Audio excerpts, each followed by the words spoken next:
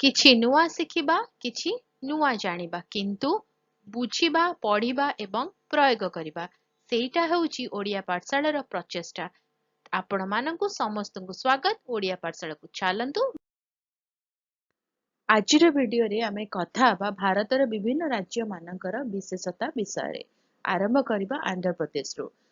ଆମେ ଏଠି ଦେଖିପାରୁଛନ୍ତି ଆନ୍ଧ୍ରପ୍ରଦେଶର ମ୍ୟାପଟି। ବିଶେଷତା ହେଉଛି କୁଚିପୁଡ଼ି ନୃତ୍ୟ, ତିରୁପତି ବାଲାଜୀ ମନ୍ଦିର ଏବଂ ଏଠାରେ ଆମ୍ବ ବହୁତ ଭଲ ମାତ୍ରାରେ ମିଳେ। ତା ସହିତ ଆମେ ଏଠି ଚିତ୍ରରେ ଦେଖିପାରୁଛନ୍ତି ଆନ୍ଧ୍ରପ୍ରଦେଶର ପୋଷାକ ଆଉ ତା ସହିତ ବିଭିନ୍ନ ପ୍ରକାର ବ୍ୟଞ୍ଜନ। ଏହା ହେଉଛି କିଛି ବିଶେଷତା ଆନ୍ଧ୍ରପ୍ରଦେଶର। ଅନେକ ବିଶେଷତା ରହିଛି। ଯଦି ପ୍ରତ୍ୟେକ ରାଜ୍ୟର ଡିଟେଲ ବିଶେଷତା ଜାଣିବାର ଅଛି ମୋତେ କମେଣ୍ଟ କରିବ। ତା ବିଷୟରେ ଆମେ ସେପାରେଟ ଭିଡିଓସ୍ ନେଇକି ଆସିବା। ତାପରେ ଯିବା ଅନ୍ୟ ରାଜ୍ୟ ପ୍ରତି। ଅରୁଣାଚଳ ପ୍ରଦେଶ ତାୱାଙ୍ଗ ମନେଷ୍ଟ୍ରି ସବୁଠାରୁ ବଡ଼ ମଠ, ହର୍ଣ୍ଣିବିଲ ଫେଷ୍ଟିଭାଲ ଆଉ ଅର୍ଚିଡ ହେଉଛି ମୁଖ୍ୟତଃ। ତା ସହିତ ଆମେ ବେଶ ପୋଷାକ ଦେଖିପାରୁଛନ୍ତି ଚିତ୍ରରେ କିଭଳି ଭାବରେ ଭିନ୍ନ ରହିଛି। ତା ସହିତ ବିଭିନ୍ନ ପ୍ରକାର ଖାଦ୍ୟ ପଦାର୍ଥ। ଆସାମ ର ଚା ଆସାମ ଟି ବହୁ ପ୍ରସିଦ୍ଧ। ତା ସହିତ କାଜିରଙ୍ଗା ନ୍ୟାସନାଲ ପାର୍କ ମଧ୍ୟ ବହୁତ ପ୍ରସିଦ୍ଧ। ତା ସହିତ ଆସାମର ବିହୁ ଡ୍ୟାନ୍ସ। ଆମେ ଯଦି ଦେଖିବା ଆସାମର ବେଶ ପୋଷାକ ଆଉ ତା ସହିତ ବିଭିନ୍ନ ପ୍ରକାର ଖାଦ୍ୟ ପଦାର୍ଥ। ବିହାର ନାଳନ୍ଦା ୟୁନିଭର୍ସିଟି, ମଧୁବନୀ ଆର୍ଟ, ମଧୁବନୀ ଚିତ୍ରକଳା, ତା ସହିତ ବୋଧଗୟା। ଯଦି ଆମେ ବେଶ ପୋଷାକ ଦେଖିବା ଚିତ୍ରରେ ଆମେ ଦେଖୁଛନ୍ତି ତା ସହିତ ବିଭିନ୍ନ ପ୍ରକାର ଖାଦ୍ୟ ଯୋଉଥିରେ କି ଲିଟି ଚୋଖା ହେଉଛି ମୁଖ୍ୟତଃ। ଛତିଶଗଡ଼ ର ଚିତ୍ରକୋଟା ଫଲ୍ସ ଜଳପ୍ରପାତ, ତା ସହିତ ବେଲ ମେଟାଲ କ୍ରାଫ୍ଟ ଏବଂ ଟ୍ରାଇବାଲ କଲଚର ହେଉଛି ମୁଖ୍ୟ ଆକର୍ଷଣ। ଆମେ ଯେଠି ଦେଖିପାରୁଛନ୍ତି ଚିତ୍ରରେ ବେଶ ପୋଷାକ ତା ସହିତ ବିଭିନ୍ନ ପ୍ରକାର ଖାଦ୍ୟ ପଦାର୍ଥ। ଗୋଆ ପ୍ରସିଦ୍ଧି ଲାଭ କରିଛି ବିଚେସ୍ ପାଇଁ, ତା ସହିତ କାର୍ନିଭାଲ ଫେଷ୍ଟିଭାଲ ଯୋଉଟା କି ବହୁତ ରଙ୍ଗ ବିରଙ୍ଗୀ ହେଇଥାଏ ଏବଂ ଦୁଧସାଗର ଫଲ୍ସ ଯୋଉଟା କି ଜଳପ୍ରପାତ ରହିଛି ଯୋଉଟା କି ମୁଖ୍ୟ ଆକର୍ଷଣ ଆଉ ତା ବିଶେଷତା। ଆମେ ଯଦି ବେଶ ପୋଷାକ ଦେଖିବା ଭିନ୍ନ ରକମର, ତା ସହିତ ବିଭିନ୍ନ ପ୍ରକାର ଖାଦ୍ୟ ରହିଛି।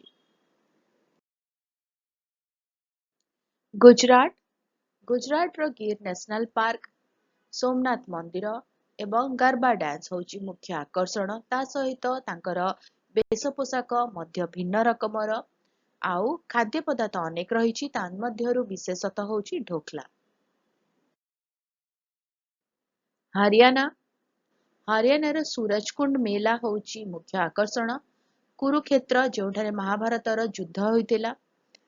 ଜାଟ୍ ଫୋକ୍ ଗୀତ।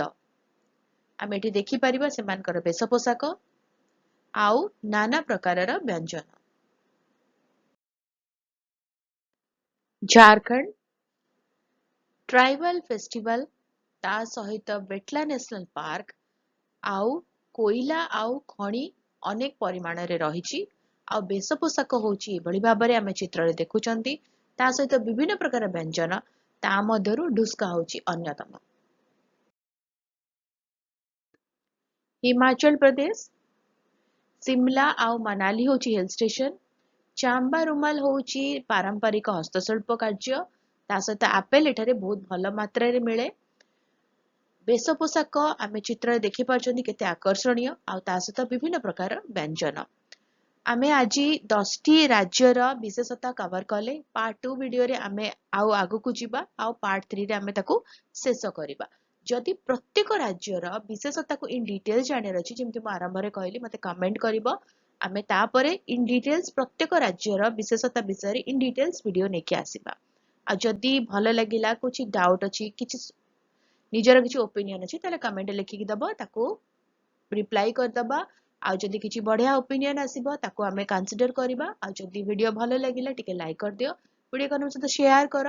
ଚ୍ୟାନେଲ ଯୋଉମାନେ ଭିଡିଓ ଦେଖୁଛନ୍ତି ଏପର୍ଯ୍ୟନ୍ତ ସବସ୍କ୍ରାଇବ କରିନାହାନ୍ତି ଚ୍ୟାନେଲକୁ ପ୍ଲିଜ ସବସ୍କ୍ରାଇବ କରି ବେଲ ଆଇକନ ପ୍ରେସ କରି ଅଲ୍ ନୋଟିଫିକେସନକୁ ଅନ୍ ରଖିଥାଅ। ଭିଡିଓ ଅପଲୋଡ ହେଲେ ନୋଟିଫିକେସନ ପହଞ୍ଚିବ, ଆମେ ମିଶିକି ପଢିପାରିବା, ବୁଝିପାରିବା ଏବଂ ଜାଣିପାରିବା। ତାହେଲେ ଦେଖା ହବା ଭିଡିଓରେ। ଭଲରେ ରୁହ, ସୁସ୍ଥରେ ରୁହ, ମତେ ଅନୁମତି ଦିଅ। ବାଏ।